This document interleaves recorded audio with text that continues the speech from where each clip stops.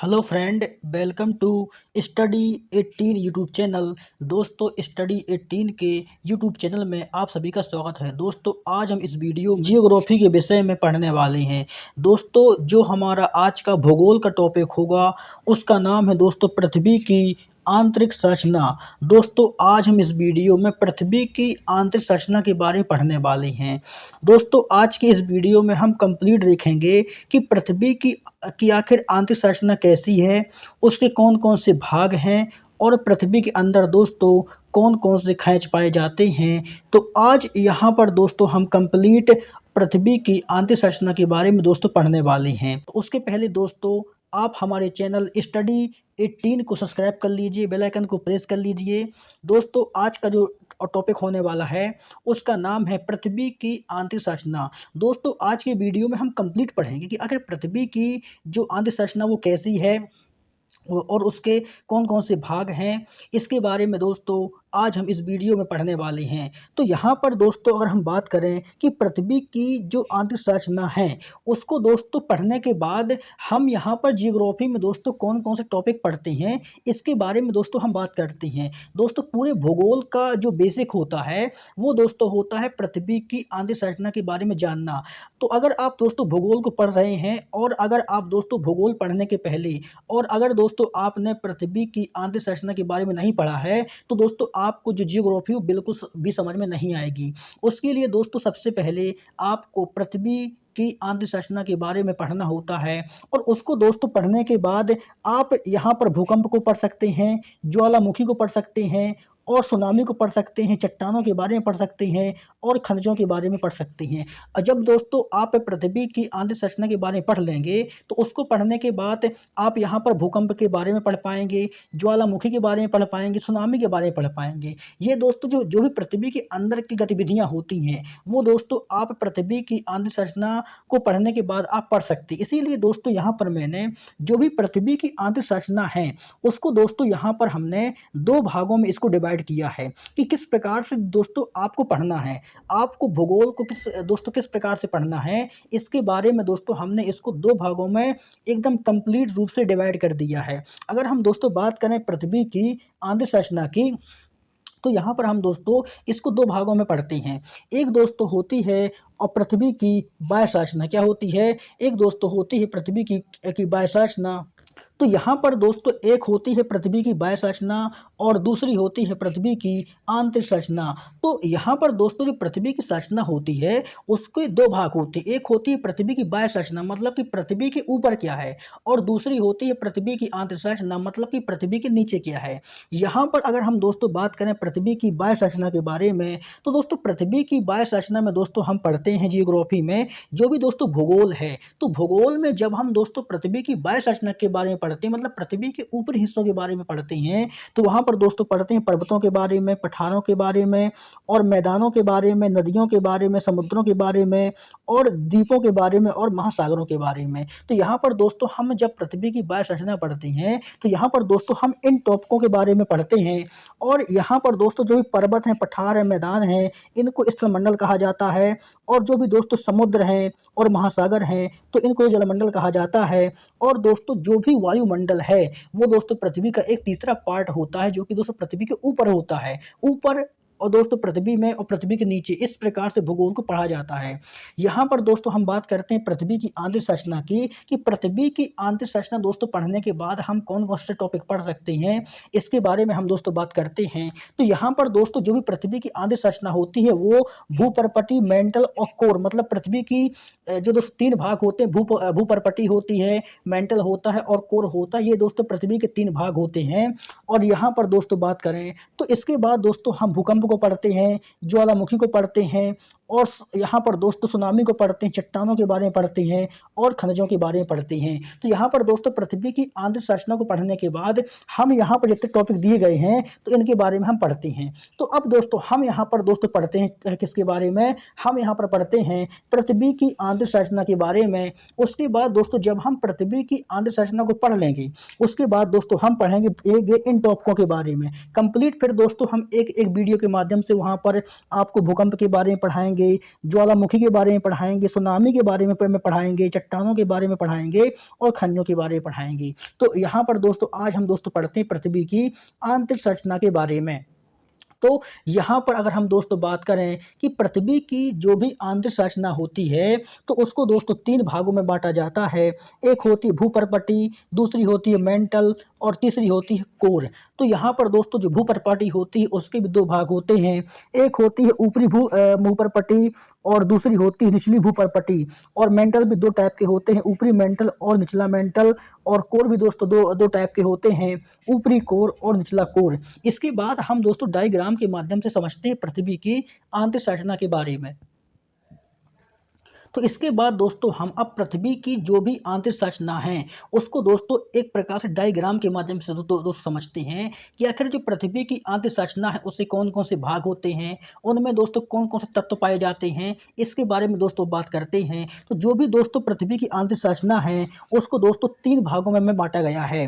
जो दोस्तों ऊपरी भाग होता है उसको भूपर्पटी कहते हैं, जो बीच का भाग होता है उसको मेंटल कहते हैं, और जो यहाँ पर दोस्तों सबसे नीचे वाला भाग होता है उसको कोर कहते हैं। और यहाँ पर दोस्तों जो भी भूपर्पटी होती है तो भूपर्पटी को भी 2 भागों में बांटते हैं। एक भाग दोस्तों होता है ऊपरी भूपर्पटी और ये दोस्तों नीचे वाला भाग होता है निचला भूपर्पटी। इसी प्रकार दोस्तों जो मेंटल होता है तो मेंटल के भी दोस्तों 2 भाग होते हैं। एक होता है ऊपरी मेंटल और एक होता है कौन सा, एक दोस्तों होता है निचला मेंटल। इसी प्रकार से दोस्तों जो यहाँ पर कोर होता है मतलब कि जो यहाँ पर सबसे नीचे की जो पृथ्वी की संरचना होती है उसको दोस्तों कोर बोलते हैं। तो यहाँ पर दोस्तों जो कोर होती है एक को दोस्तों बोलते हैं यहाँ पर ऊपरी कोर और इसको दोस्तों बोलते हैं निचली कोर। तो दोस्तों प्रत्येक जो भी इसके 3 भाग होते हैं, तीनों भाग के दोस्तों 2-2 टाइप होते हैं। अब जैसे मेंटल, ऊपरी मेंटल, निचला मेंटल, कोर ऊपरी कोर, कोर निचला कोर। इसके बाद दोस्तों हम बात करते हैं कि जो भी भूपर्पटी दोस्तों होती है तो भूपर्पटी दोस्तों इसको दोस्तों सियोल कहा जाता है। मतलब कि यहाँ पर सियोल का मतलब होता है कि यह दोस्तों सिलिका और एल्यूमिनियम से मिलकर बनी होती है, इसीलिए दोस्तों इसको सियोल कहा जाता है। तो भूपर्पटी में क्या होता है, भूपर्पटी में सियोल होता है। और मेंटल को दोस्तों यहाँ पर सीमा कहा जाता है क्योंकि दोस्तों इसमें यहाँ पर दोस्तों यहाँ पर जो एस आई है तो एस आई का मतलब सिलिका होता है और यहाँ पर जो एम ए है, एम ए का मतलब मैग्नीशियम होता है। और इसका जो दोस्तों सबसे नीचे वाला कोर होता है उसको नीफे कहा जाता है। यहाँ पर दोस्तों जो एन ई होता है, एन ई का मतलब निकेल होता है और एफ ई का मतलब लोहा होता है। तो इस प्रकार से दोस्तों जो भी पृथ्वी का आंतरिक संरचना का दोस्तों डायग्राम होता है वो इस प्रकार से बनता है। यहाँ पर दोस्तों सियोल, सीमा और नीफे जो होती हैं ये एक प्रकार से खनिज होते हैं, तत्व होते हैं जिनसे वह दोस्तों सिस्टम और मिलकर बनता है। इसके बाद दोस्तों बात करते हैं कि जो भी दोस्तों भूपर्पटी है तो भूपर्पटी की दोस्तों पृथ्वी तल से मोटाई कितनी होती है, मतलब पृथ्वी तल से संपूर्ण मोटाई कितनी होती है। वैसे तो दोस्तों हम जितने मानव हैं, पशु पक्षी जीव जंतु हैं, वे सभी दोस्तों भूपर्पटी में रहती हैं। जब वे दोस्तों भूपर्पटी में रहती हैं तो जो दोस्तों सीमित मोटाई भूपर्पटी की होती है वह दोस्तों मात्र 34 किलोमीटर है। मतलब कि 34 किलोमीटर का जो दोस्तों एरिया होता है वहां तक भूपर्पटी होती है। वैसे दोस्तों कहने के लिए तो जो भी भूपर्पटी की मोटाई है, वैसे दोस्तों कहने के लिए जो भी भूपर्पटी की मोटाई है वह दोस्तों पृथ्वी तल से 100 किलोमीटर कितनी है, वह पृथ्वी तल से 100 किलोमीटर दूर है। मतलब कि 100 किलोमीटर की इसकी मोटाई होती है। अगर हम दोस्तों यहाँ पर मेंटल की बात करें कि मेंटल की मोटाई कितनी है, दोस्तों जो मेंटल की मोटाई है वो पृथ्वी तल से 2900 किलोमीटर की दोस्तों मोटाई मेंटल की। मतलब कि यहाँ से और यहाँ की दोस्तों बात करें तो यहाँ से यहाँ जो है मेंटल की मोटाई है वो 2900 किलोमीटर की है। और अगर हम दोस्तों पूरे कोर की बात करें कि कोर की मोटाई कितनी है, यहाँ पर दोस्तों अगर हम कोर की मोटाई की बात करें ना तो यह दोस्तों जो पृथ्वी तल होता है ना, पृथ्वी तल से मतलब पृथ्वी के ऊपर से और नीचे तक दोस्तों कोर की मोटाई है वो दोस्तों 6370 किलोमीटर की है। मतलब कि अगर दोस्तों कहा जाए तो संपूर्ण पृथ्वी की त्रिज्या है, मतलब कि संपूर्ण पृथ्वी की जो दोस्तों त्रिज्या है वो दोस्तों 6370 किलोमीटर है। मतलब कि ऊपर से नीचे तक, मतलब कि ऊपरी तल से और नीचे वाले तल तक जो भी पृथ्वी की त्रिज्या है वो 6370 किलोमीटर है। तो अगर हम दोस्तों व्यास की बात करें कि व्यास कितना होगा, जब पृथ्वी की त्रिज्या 6370 किलोमीटर है। तो इसका दोस्तों व्यास कितना होगा? इसका दोस्तों व्यास होता है वो क्या होता है? व्यास दोस्तों त्रिज्या का डबल होता है, मतलब त्रिज्या का दोगुना व्यास होता है। तो यहाँ पर दोस्तों व्यास होता है वो 12,740 किलोमीटर दोस्तों इसका व्यास होता है। तो इस प्रकार दोस्तों पृथ्वी की मोटाई दोस्तों बहुत अधिक है, लेकिन दोस्तों जो मानव के रहने लायक है वो दोस्तों मात्र 3400 किलोमीटर की जो मोटाई है वहां तक दोस्तों मानव जो है रहता है। बाकी दोस्तों इसके कोर में और मेंटल में इसकी मोटाई है। इसके बाद दोस्तों हम जो भी तो इसके बाद दोस्तों जो भी पृथ्वी की 3 परतें हैं, भूपर्पटी, मेंटल और कोर, उसके बारे में दोस्तों हम डीपली से पढ़ते हैं कि दोस्तों भूपर्पटी क्या होती है, मेंटल क्या होता है, कोर क्या होता है। तो इसके बारे में दोस्तों अब हम डीपली से पढ़ते हैं कि दोस्तों भूपर्पटी में क्या क्या होता है, मेंटल में क्या क्या होता है, कोर में क्या क्या होता है, और भूपर्पटी में कौन कौन सी धातुएं होती हैं, कौन कौन से खनिज होते हैं, कौन कौन से तत्व होते हैं, मेंटल के अंदर क्या होता है, कोर में क्या होता है, और इनके बीच में दोस्तों कौन कौन सी असंबद्धताएं पाई जाती हैं। तो इसके बारे में हम दोस्तों अब कंप्लीट से पढ़ते हैं। तो यहाँ पर दोस्तों अब दो बात करते हैं, यहाँ पर दोस्तों बात करते हैं भूपर्पटी की, है ना। यहाँ पर दोस्तों अब हम बात करते हैं किसकी? भूपर्पटी की। अगर भूपर्पटी होती है वो क्या होती है? तो यहाँ पर अगर हम दोस्तों बात करें कि भूपर्पटी क्या होती है, तो अगर हम दोस्तों भूपर्पटी के बारे में बात करें तो पृथ्वी की दोस्तों ऊपरी जो परत होती है उसको भूपर्पटी कहा जाता है, और इसी भूपर्पटी पर दोस्तों मानव का निवास स्थान होता है। और अगर हम दोस्तों इसके निर्माण की बात करें कि भूपर्पटी का निर्माण कैसे हुआ है, तो इसका जो निर्माण हुआ है वो अवसादी शैलों से हुआ है। अगर दोस्तों इसका निर्माण अवसादी शैलों से हुआ है तो मतलब इसमें अपरदन भी होगा और निक्षेपण भी होगा। दोस्तों मैंने जो इसका पिछला वीडियो बनाया था जियोग्राफी का, वो दोस्तों मैंने चट्टानों के बारे में बनाया था। वहां पर दोस्तों मैंने आपको बताया था कि जो भी दोस्तों निर्माण अवसादी शैलों से होता है, तो अवसादी शैलों का दोस्तों मतलब होता है कि इसमें जीवाश्म पाए जाएंगे। इसकी जो दोस्तों परतें होती परतदार होती हैं, और दोस्तों यह एक प्रकार से इसका जो अपरदन होता है बहुत अधिक मात्रा में होता है, और अपरदन के साथ दोस्तों इसका निक्षेपण भी होता है। मतलब जो भी अवसादी शैलों से अगर भूपर्पटी का निर्माण हुआ है मतलब कि भूपर्पटी का अपरदन होगा, तो दोस्तों हम जानते हैं कि जो भी भूपर्पटी है उसका नदियों के माध्यम से, पानी के माध्यम से उसका लगातार अपरदन होता है। मतलब कि जो भूपर्पटी है वो अवसादी शैलों से बनी हुई है। तो यहाँ पर दोस्तों बात करें कि जो भी भूपर्पटी है वहाँ पर दोस्तों इसको सियोल बोलते हैं। मतलब सियोल का दोस्तों मतलब होता है कि भूपर्पटी में दोस्तों सिलिका, किसकी? सिलिका और एल्यूमिनियम की दोस्तों यहाँ पर अधिकता होती है। मतलब कि यहाँ पर SI का मतलब दोस्तों सिलिका है, और यहाँ पर जो एल है इसका मतलब एल्यूमिनियम है। मतलब कि सिलिका का दोस्तों मतलब है कि यहाँ पर सिलिका, और दोस्तों जो एल्यूमिनियम है वो यहाँ पर बहुतायत मात्रा में पाया जाता है। और अगर हम दोस्तों इसके घनत्व की बात करें कि जो भूपर्पटी है उसका घनत्व कितना है, इसके बारे में दोस्तों बात करें तो इसका जो घनत्व है वो 2.7 ग्राम प्रति सेंटीमीटर क्यूब होता है। और यह परत दोस्तों एक प्रकार तैर रही है। मतलब भूपर्पटी के बारे में दोस्तों कहा जाता है कि यह परत बहुत हल्की परत है, और यह परत दोस्तों एक प्रकार से पानी में तैर रही है। मतलब कि जो भूपर्पटी होती है दोस्तों क्रस्ट और मतलब मेंटल और कोर से भी बहुत हल्की होती है, और एक प्रकार से दोस्तों ये पानी में तैर रही होती है, क्योंकि इसका जो घनत्व है वो दोस्तों बहुत कम है, 2.7 ग्राम दोस्तों इसका घनत्व है। तो यहाँ पर दोस्तों इसके बारे में बोलते हैं कि इसकी जो परत है वो पानी में तैर रही है, और इसकी दोस्तों जो गहराई है वो दोस्तों कम है। इसकी गहराई दोस्तों मात्र 3400 किलोमीटर है, और कहीं कहीं पर दोस्तों इसकी जो गहराई है वो 100 किलोमीटर बताई गई है। तो यहाँ पर दोस्तों हमको मानकर चलना है कि जो भूपर्पटी की गहराई है वो 34 किलोमीटर है। कितनी? सॉरी, जो भूपर्पटी की गहराई है वो 34 किलोमीटर है। इसके बाद दोस्तों हम बात करते हैं भूपर्पटी के बारे में। तो इसके बाद दोस्तों हम बात करते हैं भूपर्पटी के बारे में कि भूपर्पटी पर दोस्तों धातुएं और कुछ गैसें भी पाई जाती हैं। और यहाँ पर अगर हम दोस्तों भूपर्पटी की बात करें तो यहाँ पर सबसे अधिक ऑक्सीजन पाई जाती है। दोस्तों भूपर्पटी पर सबसे अधिक ऑक्सीजन पाई जाती है। और दोस्तों अगर हम बात करें ऑक्सीजन की कितनी पाई जाती है, दोस्तों 46% भूपर्पटी पर ऑक्सीजन पाई जाती है। उसके बाद दोस्तों इसमें सिलिका पाया जाता है, जो कि दोस्तों 27.72% इसमें सिलिकॉन पाया जाता है।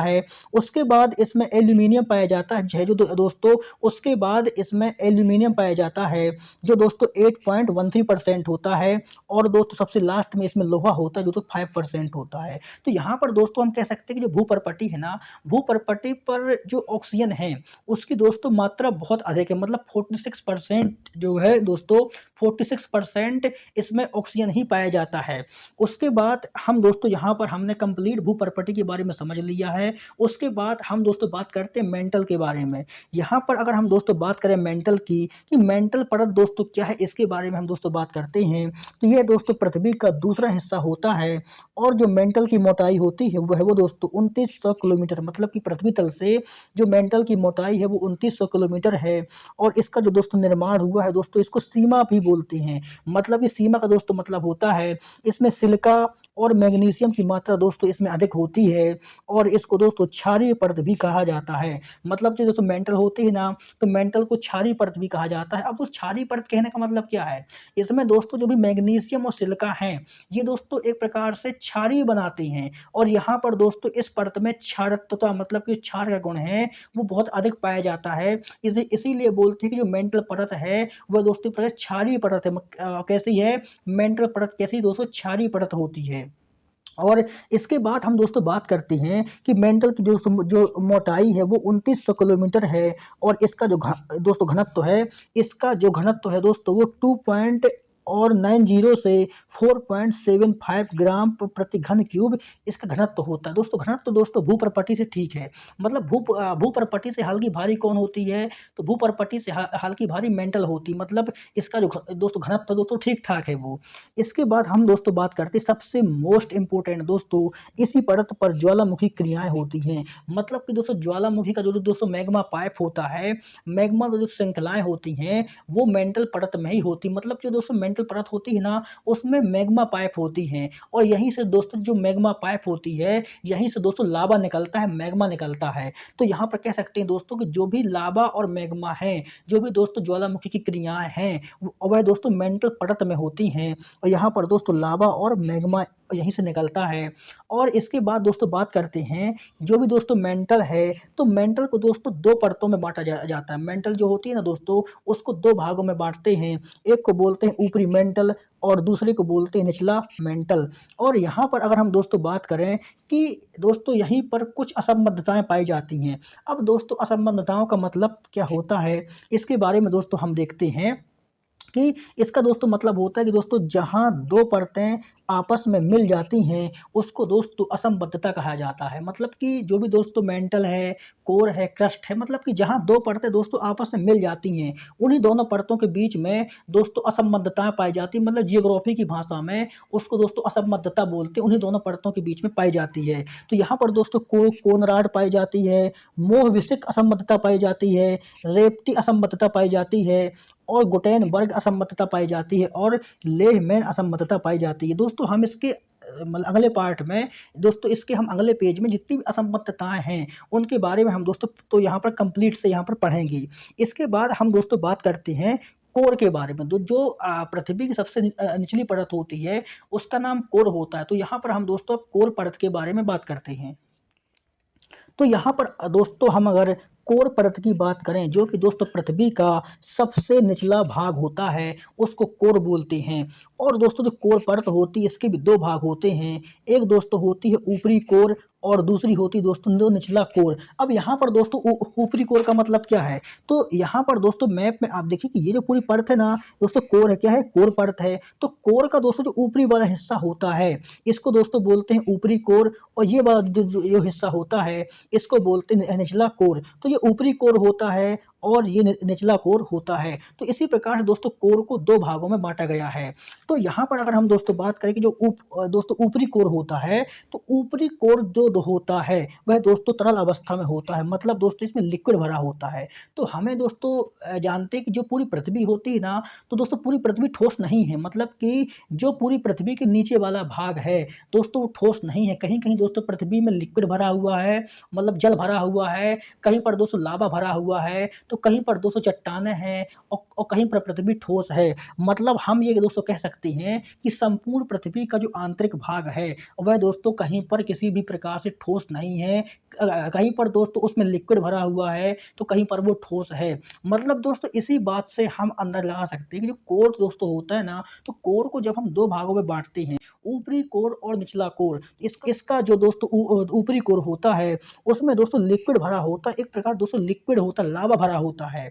और जो इसका निचला कोर होता है, मतलब पृथ्वी का जो सबसे नीचे वाला हिस्सा है, वह दोस्तों ठोस अवस्था में होता है। तो हमें दोस्तों कह सकते हैं कि पृथ्वी का जो सबसे नीचे वाला हिस्सा है, वो ठोस अवस्था में है। उसके बाद जो दोस्तों उसका ऊपरी वाला हिस्सा है, वह एक प्रकार से यहाँ पर लिक्विड अवस्था में पाया जाता है। तो यहाँ पर दोस्तों पृथ्वी का जो सबसे निचला भाग होता है, वह दोस्तों ठोस अवस्था में है। और यहाँ पर अगर दोस्तों इसका ऊपरी भाग लिक्विड अवस्था में है, तो यहाँ पर दोस्तों हम कह सकते हैं कि जहाँ पर मेंटल परत और कोर परत, जहाँ पर दोस्तों मेंटल की परत और कोर की परत जब दोस्तों यहाँ पर आपस में मिलती हैं, तो वहाँ पर दोस्तों ज्वालामुखी क्रिया का निर्माण होता है। मतलब कि जो भी दोस्तों नीचे वाला मेंटल की कोर है, मतलब यहाँ पर दोस्तों आप यहाँ पर डायग्राम के माध्यम से यहाँ पर समझिए कि जो भी दोस्तों यहाँ पर ये मेंटल है ना, ये वाला क्या हिस्सा, तो ये वाला दोस्तों मेंटल का हिस्सा है। तो मेंटल का दोस्तों जो नीचे वाला हिस्सा है और कोर का दोस्तों जो ऊपरी वाला हिस्सा है, जब दोस्तों मेंटल के नीचे वाले हिस्से में और कोर के ऊपरी वाले हिस्से में यहाँ पर दोस्तों लिक्विड भरा हुआ क्या है, यहाँ पर लिक्विड भरा हुआ है। और यहीं से दोस्तों ज्वालामुखी की जो क्रिया होती है दोस्तों, यहाँ पर जो ज्वालामुखी होती है, यहीं से दोस्तों विस्फोट होता है। तो ज्वालामुखी का विस्फोट कहाँ से होता है, जब दोस्तों यहाँ पर नीचे वाला मेंटल और ऊपरी वाले मेंटल के भाग में जब यहाँ पर बहुत अधिक मात्रा में लावा भरा हुआ है, तो वहीं से दोस्तों जो ज्वालामुखी क्रियाएं होती हैं, ये यहीं से होती हैं। और यहीं से दोस्तों पृथ्वी के बाहर ज्वालामुखी निकलता है। तो यहाँ पर दोस्तों हमने ज्वालामुखी क्रिया को समझा है कि ज्वालामुखी आखिर दोस्तों कहाँ से आते हैं। तो यहाँ पर जो कोर है और मेंटल है, उसके भाग में जो लिक्विड भरा हुआ है, वहीं से दोस्तों ज्वालामुखी निकलता है। तो यहाँ पर दोस्तों हमने जो समझा है, वो दोस्तों समझा है कोर के बारे में। इसके बाद हम दोस्तों बात करते हैं कि कोर में दोस्तों नीफे की अधिकता होती है। मतलब ये जो दोस्तों परत है, ये निकेल और लोहा से मिलकर बनी हुई है। कोर परत किससे मिलकर बनती है, तो कोर परत दोस्तों निकेल और लोहा से मिलकर बनती है। और इसके बारे में दोस्तों हम बात करते हैं, इसकी जो मोटाई है दोस्तों, वो 6370 किलोमीटर इसकी मोटाई है। और इसका जो दोस्तों घनत्व है, वो 13 किलोग्राम प्रति सेंटीक्यूब इसका घनत्व होता है। और ये दोस्तों पृथ्वी के आयतन का और 16% है। कितना है, तो ये दोस्तों पृथ्वी के आयतन का केवल 16% है। तो इसके बाद हम दोस्तों बात करते हैं पृथ्वी पर जो भी असंबद्धताएं पाई जाती हैं, उसके बारे में हम दोस्तों यहाँ पर बात करते हैं कि पृथ्वी पर कौन कौन सी की असंबद्धताएं पाई जाती हैं। तो यहाँ पर अगर हम दोस्तों बात करें कि असंबद्धता का मतलब क्या होता है, दोस्तों असंबद्धता का मतलब होता है कि जहाँ पर दोस्तों दो परतें आपस में मिलती हैं, वहाँ पर दोस्तों मतलब जियोग्राफी की भाषा में, वहाँ पर दोस्तों जियोग्राफी की भाषा में वहाँ पर असंबद्धता उत्पन्न हो जाती है। तो यहाँ पर दोस्तों जो होता है ना, जो भी ऊपरी भूपर्पटी है और निचली भूपर्पटी है, मतलब भूपर्पटी का जो ऊपरी वाला भाग है और नीचे वाला भाग है, यहाँ पर दोस्तों कोन राड असंबद्धता पाई जाती है। मोस्ट इंपोर्टेंट दोस्तों, जो भी दोस्तों एग्जाम हैं, जो भी दोस्तों गवर्नमेंट एग्जाम है, चाहे वो तो पीएससी हो यूपीएससी हो, वहाँ पर दोस्तों जियोग्राफी में अक्सर यही सवाल पूछा जाता है कि कोन राड असंबद्धता कहाँ पाई जाती है। तो वह दोस्तों ऊपरी भूपर्पटी और निचली भूपर्पटी के बीच में कोन राड असंबद्धता पाई जाती है। और उसके बाद अगर हम दोस्तों बात करें रेपटी असंबद्धता की, तो दोस्तों रेपटी असंबद्धता जो होती है, वो ऊपरी मेंटल और निचले मेंटल के बीच में पाई जाती है। मतलब कि जो ऊपरी मेंटल है और जो निचला मेंटल है, उसके बीच में रेपटी असंबद्धता पाई जाती है। इसके बाद दोस्तों जो पाई जाती है, वो दोस्तों लेह मैन असंबद्धता पाई जाती है। तो यहाँ पर अगर हम दोस्तों बात करें कि लेह मैन असंबद्धता कहाँ पाई जाती है, तो दोस्तों जो भी ऊपरी कोर है और जो भी निचला कोर है, तो ऊपरी कोर और निचले कोर के बीच में लेह मैन असंबद्धता पाई जाती है। तो यहाँ पर दोस्तों हमने कंप्लीट जितनी भी पृथ्वी में असंबद्धता पाई जाती हैं, उसके बारे में दोस्तों हमने यहाँ पर बात किया है। दोस्तों हमने यहाँ पर पृथ्वी की आंतरिक संरचना के बारे में दोस्तों समझा कि पृथ्वी के अंदर है क्या, इसके बारे में हमने दोस्तों समझा है। दोस्तों हम इसके अगले वीडियो में यहाँ पर दोस्तों जो भी हमने अभी आपको यहाँ पर टॉपिक बताए थे, तो दोस्तों हम इसके अगले वीडियो में जो भी दोस्तों पृथ्वी की आंतरिक संरचना के अंतर्गत जितने भी दोस्तों भूगोल में टॉपिक आते हैं उनके बारे में दोस्तों हम बात करेंगे क्रमशः।